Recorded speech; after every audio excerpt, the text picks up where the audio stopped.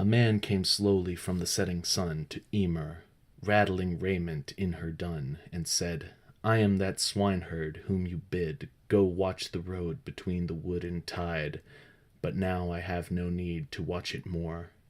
Then Emer cast the web upon the floor, and raising arms all rattled with the dye, parted her lips with a loud sudden cry. That swineherd stared upon her face and said, No man alive, no man among the dead, has won the gold his cars of cattle bring. But if your master comes home triumphing, why must you blench and shake from foot to crown? Thereon he shook the more, and cast him down upon the web-heaped floor, and cried his word. With him is one sweet-throated like a bird. You dare me to my face?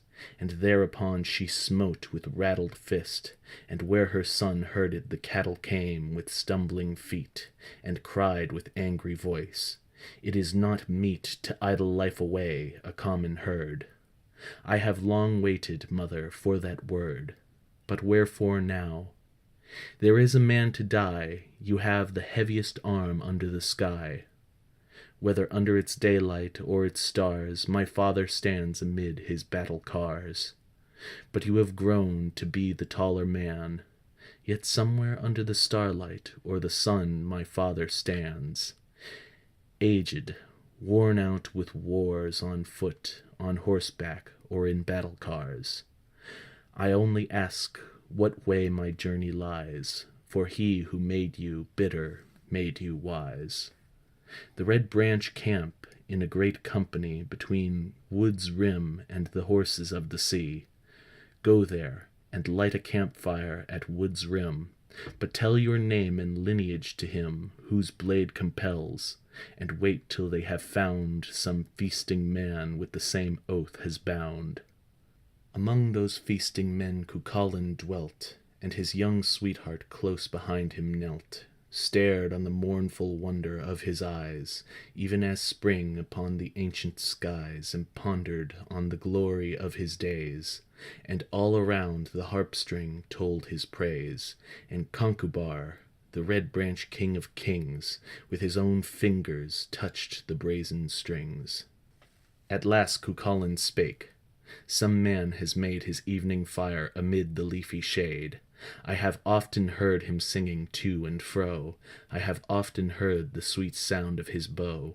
Seek out what man he is. One went and came. He bade me let all know he gives his name at the sword point, and waits till we have found some feasting man that the same oath has bound. Cuchulain cried, I am the only man of all this host so bound from childhood on. After short fighting in the leafy shade, he spake to the young man, Is there no maid who loves you, no white arms to wrap you round? Or do you long for the dim sleepy ground, that you have come and dared me to my face? The dooms of men are in God's hidden place. Your head a while seemed like a woman's head that I loved once.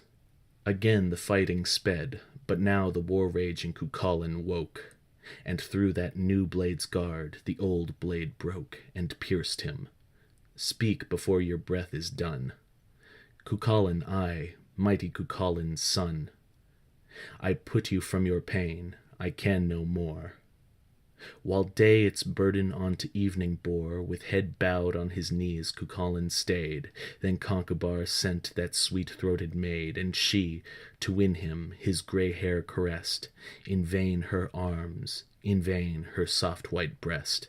Then Conchubar, the subtlest of all men, ranking his druids round him 10 by 10, spake thus, Cuchulain will dwell there, and brood for 3 days more, in the dreadful quietude, and then arise, and raving slay us all, chaunt in his ear delusions magical, that he may fight the horses of the sea.